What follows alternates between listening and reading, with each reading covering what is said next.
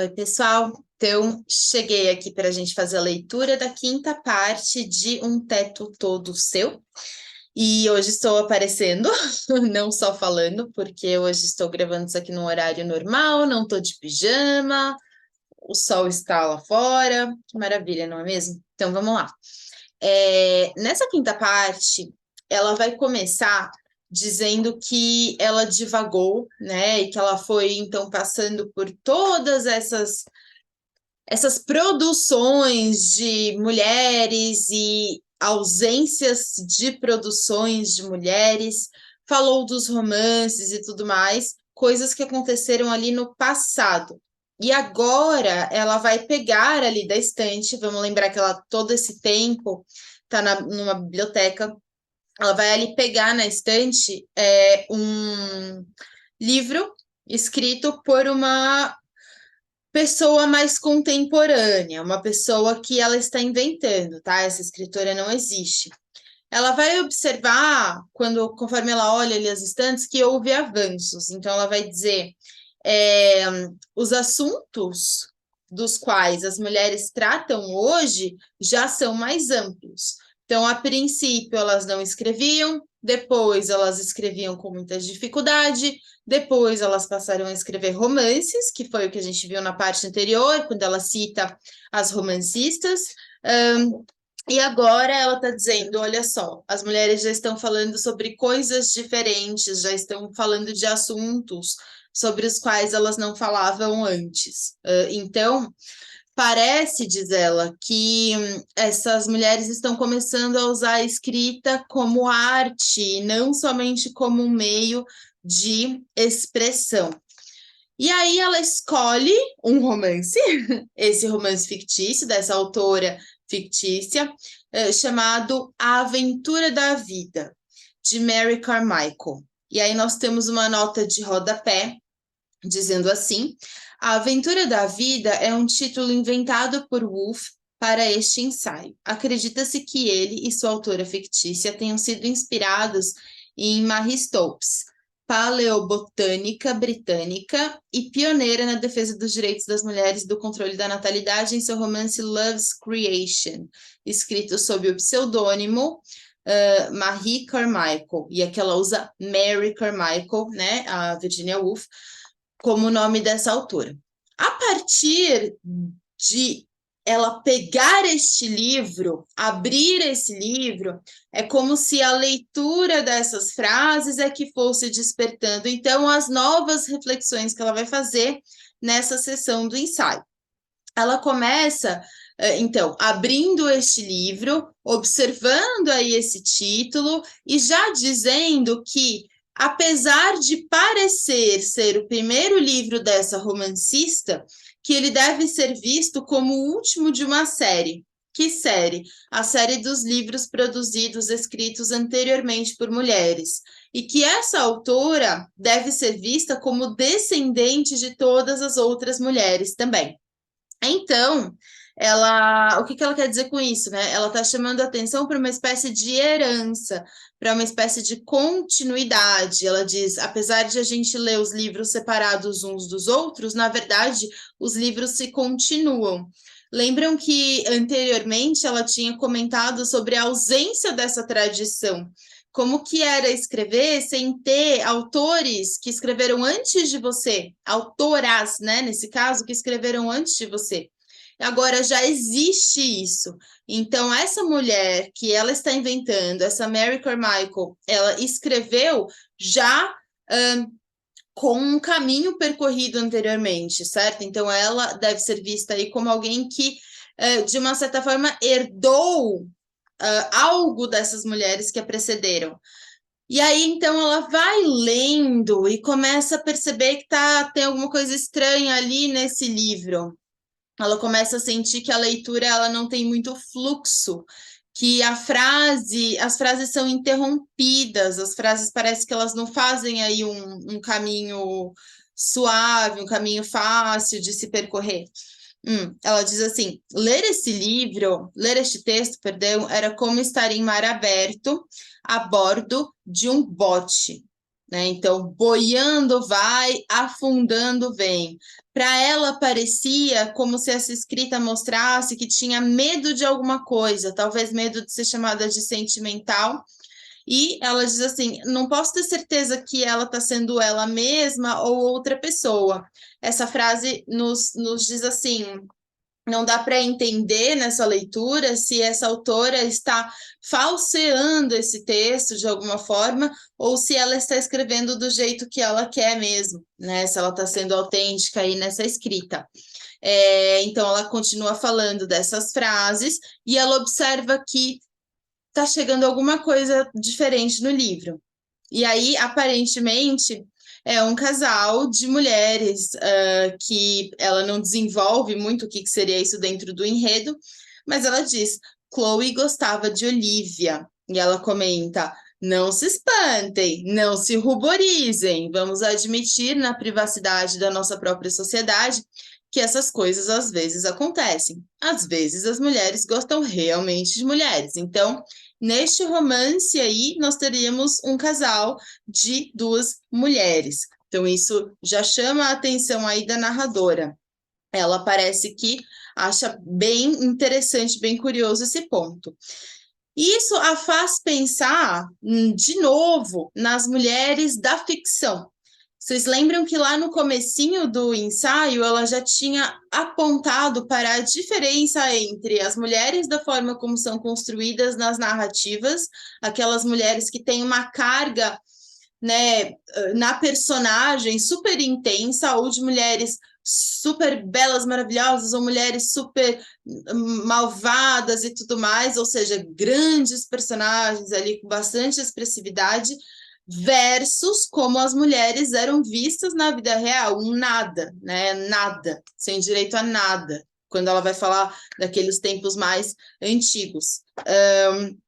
Então, ela volta um pouco para esse pensamento, ela diz assim: é estranho pensar, aqui já provocada pela aparição das duas mulheres que gostavam uma da outra no livro, é estranho pensar que todas as grandes mulheres da ficção tenham sido, até o advento de Jane Austen, não só retratadas pelo outro sexo, mas apenas de acordo com sua relação com o outro sexo. E como é pequena essa parcela da vida de uma mulher, e como um homem pouco sabe até sobre isso, quando as observa através dos óculos pretos ou avermelhados que o sexo coloca sobre o nariz dele. Então, agora, para que ponto ela está chamando atenção? Ela está chamando atenção para o fato de que, via de regra, as mulheres foram construídas nas literaturas simplesmente em função da relação que elas estabeleciam com os homens. Então, ou a personagem existia em função da relação que ela estabelecia com outro personagem, e além disso, né, não é ou, não tem nada de ou. E além disso, diz ela, por grande parte do tempo, foram também descritas, observadas, narradas por homens. Então, homens falando de mulheres a partir da perspectiva da centralidade da relação entre homens e mulheres. E aí a narradora pontua: essa parte da vida de uma mulher é tão pequena. E isso é algo para que ela vai chamar atenção nessa sessão. Ela vai chamar atenção para o fato de que aquilo que o olhar masculino usa para caracterizar essa mulher é algo que representa uma parcela minúscula do tanto de vida, de interesses e de motivações e de, enfim, de coisas que ela pode fazer. Não só essa parte do relacionamento romântico, mas também a questão da domesticidade. Aí, vocês que estão ouvindo pelo Telegram sabem que um pouco antes, né, se vocês forem lá buscar os arquivos mais antigos, tem a leitura do livro da Valesca Zanello, que estudou aí a questão das mulheres e os seus relacionamentos amorosos, dentre outras coisas. Então, tem uma leitura comentada desse livro. E por que eu estou falando isso? Porque lá ela vai justamente discutir a questão da centralidade, né? Da centralidade do relacionamento romântico na vida de uma mulher. E aqui, Virginia Woolf, já lá atrás, né?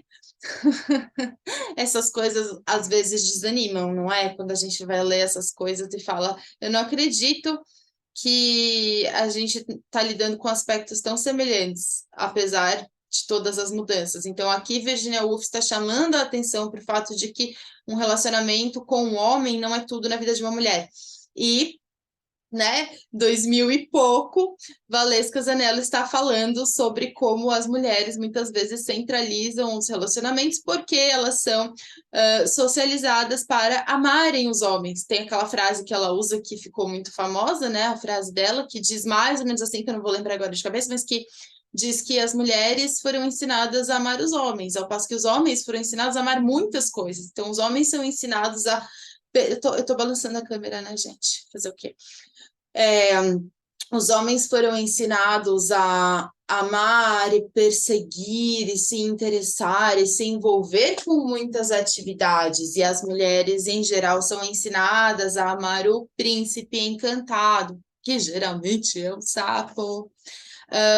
Então, a questão aqui é da centralidade, sim, de questionar o quão central é esse lugar da relação com o homem. Então, ela está falando um pouco disso.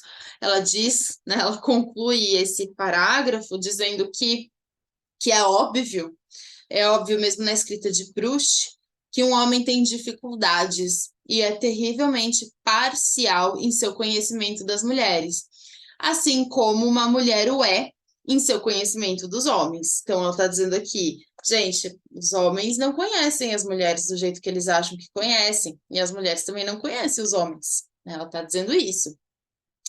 E aí, desculpa, ela vai. Ó, vou continuar. Além disso, continuei baixando de novo os olhos para a página. Está ficando evidente que as mulheres, assim como os homens, têm outros interesses fora os interesses perenes da domesticidade.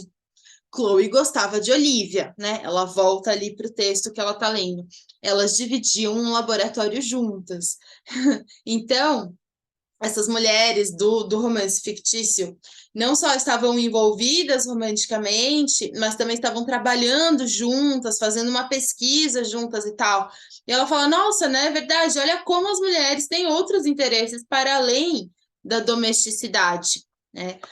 E aí ela faz essa provocação, ela diz assim: suponham, por exemplo, que os homens fossem retratados na literatura somente como os amantes das mulheres, e nunca fossem amigos de homens ou soldados, pensadores, sonhadores, né? Quantos personagens nem existiriam, ela diz, né? Nem o César, nem Brutus, nem Hamlet, esses personagens não teriam lugar na literatura se os homens fossem retratados somente em função de serem amantes das mulheres. Então, quando a gente troca, geralmente, quando a gente troca, a gente percebe o quão estranho é, né? O quão estranho é. E aí ela vai dizer, se isso acontecesse, a literatura seria depauperada, seria uma literatura empobrecida, seria uma literatura que carece de alguma coisa, assim como é, diz ela, né? Como é depauperada além da conta pelas portas que foram fechadas na cara das mulheres.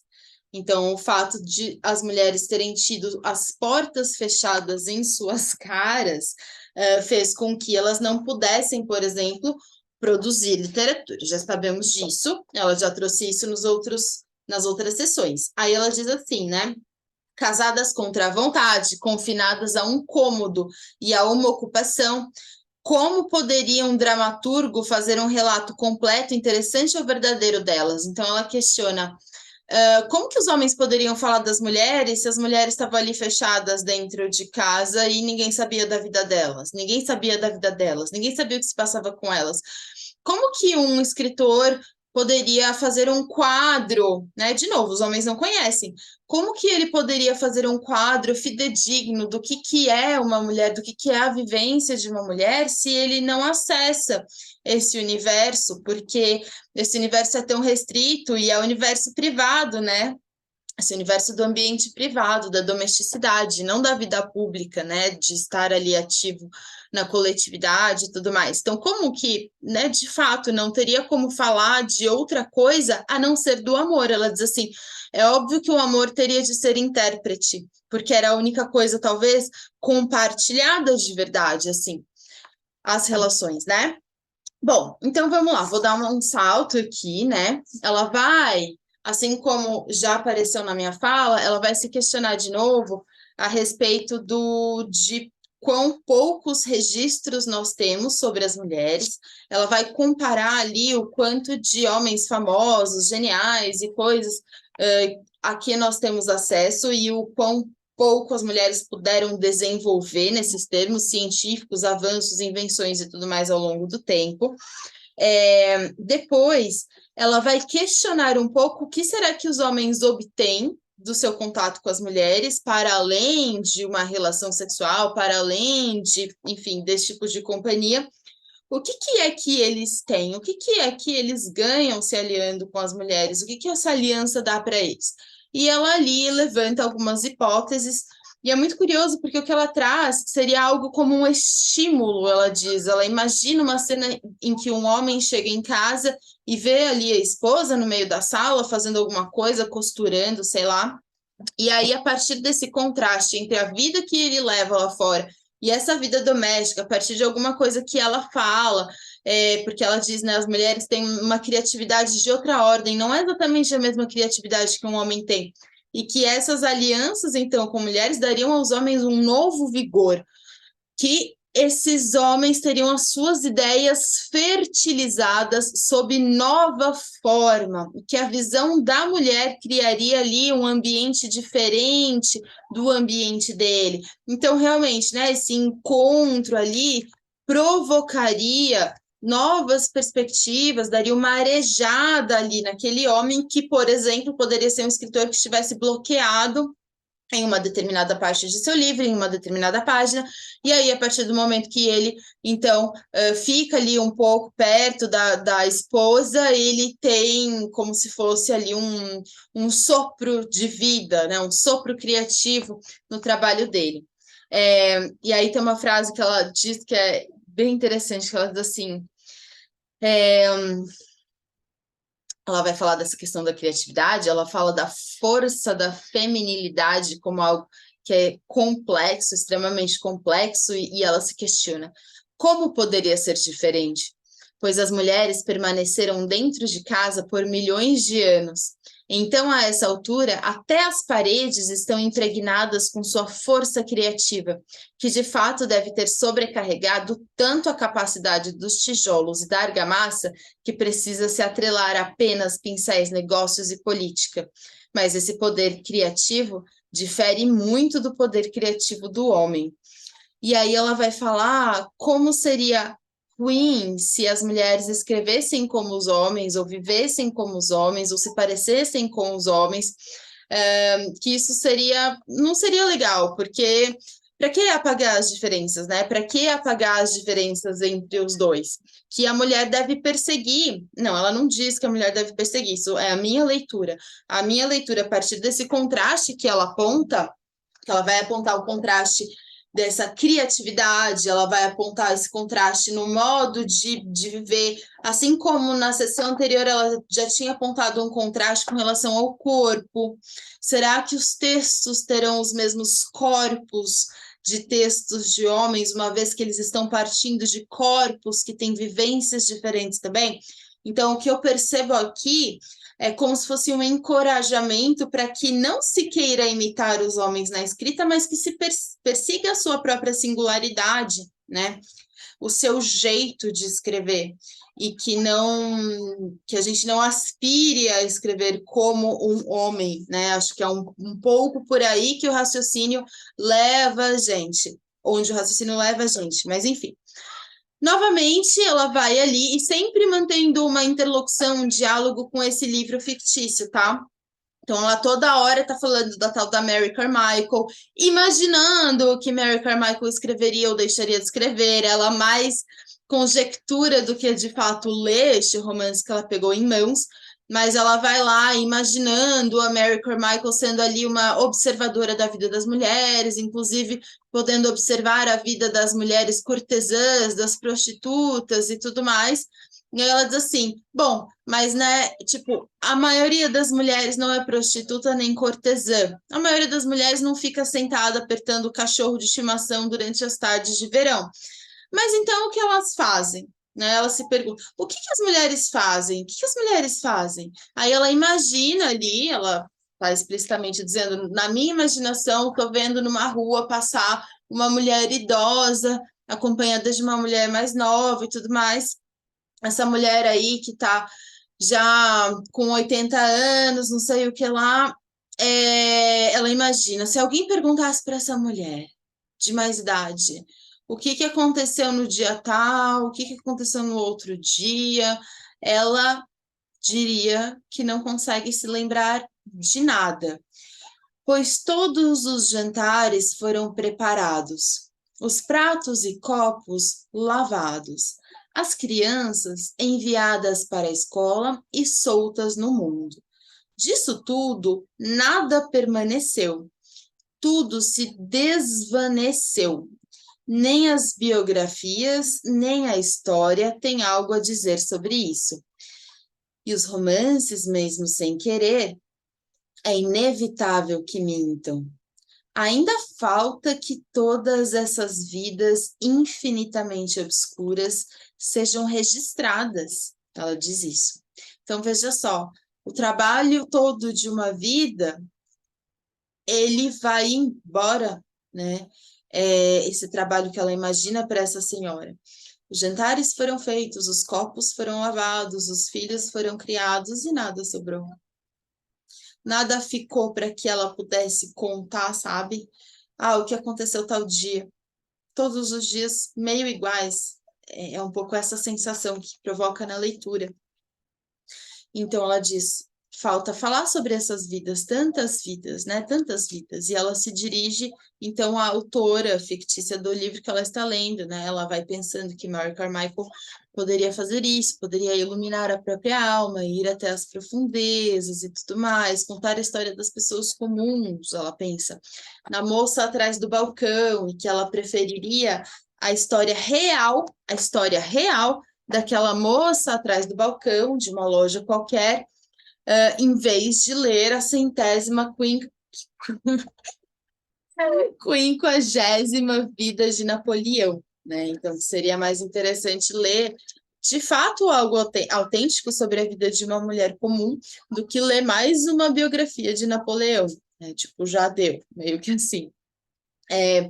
E ela diz que as mulheres devem aprender sem amargura, sem raiva, sem, sabe, tal, a rir das vaidades dos homens, dar risada das vaidades dos homens, conseguir olhar para os homens da forma como eles são, né, seres humanos, e não da forma como eles querem ser vistos, remetendo a como a narradora os descreveu no início do ensaio, né? Com aquela ideia de que para me sentir bem eu preciso diminuir o outro. Então, que todos os escritos sobre o quanto a mulher era inferior, eles também serviam ao propósito de manter a sensação de superioridade do homem intacta. E aí, Virginia Woolf aqui nos diz para não levar isso muito a sério, né? Para a gente dar risada do quão vaidosos eles são. Então, ela vai dizer isso.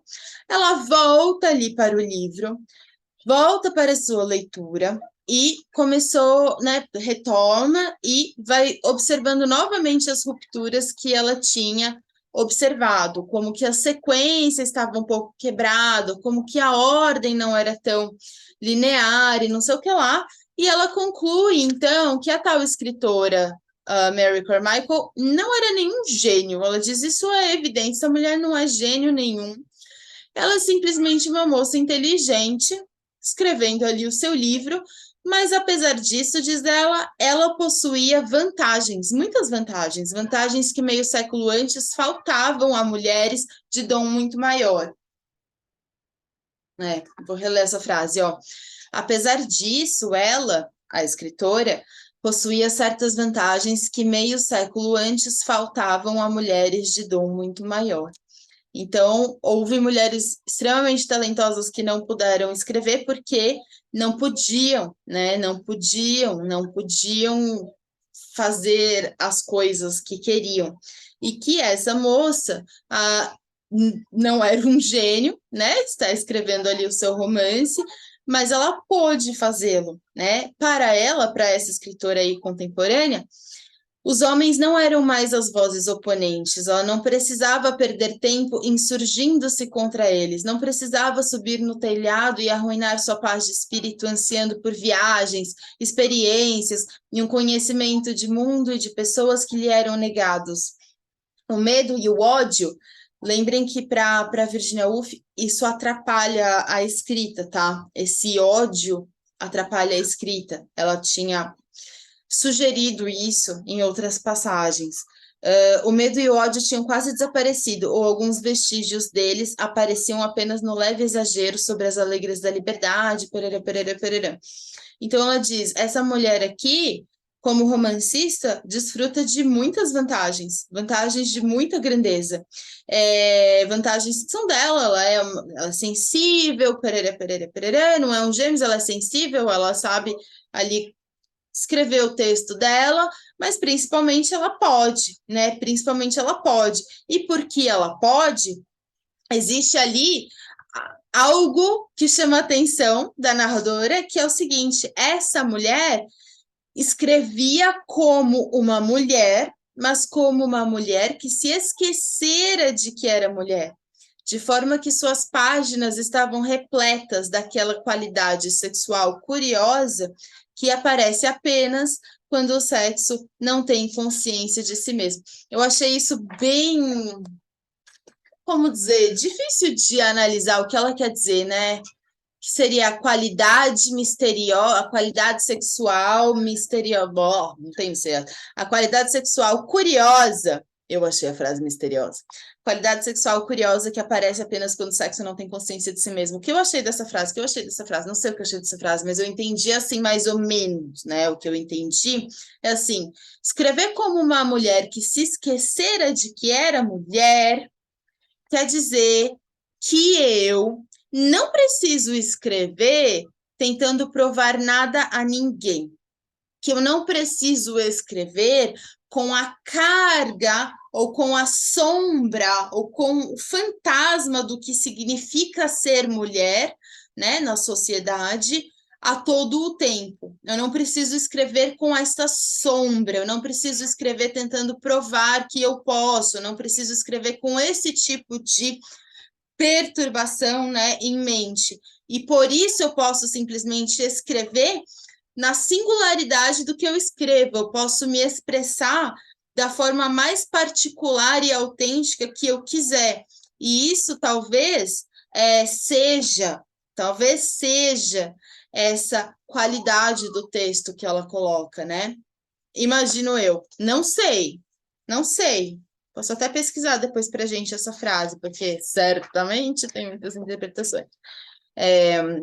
Mas depois a gente pode até ver.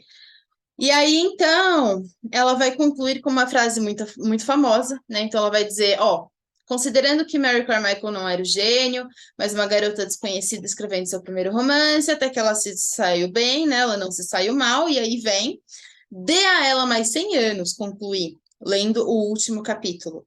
O nariz e os ombros descobertos das pessoas apareciam sob um céu estrelado, pois alguém havia puxado as cortinas da sala de estar. Dele um espaço, um teto todo seu, e 500 libras por ano. Deixe que ela diga o que lhe passa na cabeça e deixe de fora metade do que ela hoje inclui. E ela escreverá um livro melhor algum dia, né? Então, assim, o que ela está dizendo? Ela está reiterando a questão dos recursos. Dê a essa mulher um espaço para escrever, dê a essa mulher 500 libras por ano, deixe que ela diga o que vier na cabeça dela, deixe de fora metade do que ela hoje inclui, deixe de fora uma parte das coisas com as quais ela se ocupa e com as quais ela se preocupa, certamente ela vai escrever um livro melhor. Então, aqui é interessante porque até então, né, até então, no ensaio, a questão dessa necessidade de material. Nossa, eu tô gaga hoje, meu Deus do céu. Hoje eu tô com uns trava-língua imaginário, que só eu que tô travando a língua sozinha, né? Vamos respirar, Gabriela. Até então, a questão material, ela trazia como algo que ia possibilitar essa escrita. Então, não estava atrelada à questão da qualidade, né? Tava assim, ó, precisa de dinheiro, senão você não vai poder fazer as coisas. Precisa de um teto todo seu, senão você não vai poder fazer as coisas. Mas ela não estava falando sobre a qualidade, né? A qualidade desse trabalho literário. E aí agora, nessa sessão do ensaio, ela já está colocando isso. Então ela disse assim para gente: essa escritora, ela não usa a palavra medíocre, mas eu vou usar aqui. A escritora é medíocre, é uma escritora assim mediana, uma escritora que está ali bem, não, né, não é uma gênia da literatura, essa mulher que ela inventou. Mas ela já tem algumas vantagens. Mesmo com essas vantagens, ela teve que se virar nos 30. Considerando o quanto ela deve ter tido que se virar nos 30, ela se saiu muito bem. Mas se a gente der a ela mais 100 anos, talvez ela se saia melhor. Talvez ela se saia melhor se ela tiver um teto todo dela e se ela tiver dinheiro que a sustente, se ela tiver, então, condições, se ela tiver recursos. Então, aqui o que Virginia Woolf está indicando para a gente não, são duas coisas. Uma é a questão da qualidade, que não estava posta até agora, então vamos escrever melhor conforme nós tivermos as condições garantidas para que façamos isso, né? Então, precisamos ali de um espaço, precisamos de um meio para nos sustentar, que nos garanta usar o nosso tempo de uma forma que a gente queira. E outra coisa é essa coisa dos 100 anos. É evidente que não é a mulher que vai viver mais 100 anos, mas que ela está projetando alguma coisa possível para o futuro, né? Que ela está projetando alguma coisa possível para as carreiras literárias das mulheres. Pelo menos foi assim que eu entendi. Então, olha, a gente está vendo a cada sessão ela retomar ali os temas que ela está trazendo em torno de mulheres e ficção, sempre escolhendo um ponto ali para se deter melhor, para se deter mais tempo. Mas vejam que a cada momento ela vai reiterando essa tese dela, a cada momento ela vai ilustrando essa tese dela. E aqui, apesar de o livro ser curto e os meus áudios serem um pouco longos às vezes, eu queria que vocês soubessem que tem muito mais coisa no livro. Tem muito mais coisa que eu gostaria de dizer, mas aí ficaria realmente muito longo. Mas tem muito mais coisa no livro, de modo que, assim, entendam esses comentários como uma introdução, né? Um convite. E se vocês se sentirem convidadas, vocês vão atrás e, eventualmente, né, podem ler aí o texto dela, que vocês vão gostar. Na próxima semana, a gente vai ler a última parte, então, a parte 6 do ensaio. E vamos, então, nos encaminhar para a conclusão deste livro. Muito bom, né? Muito legal. Espero que vocês tenham gostado e nos vemos na semana que vem.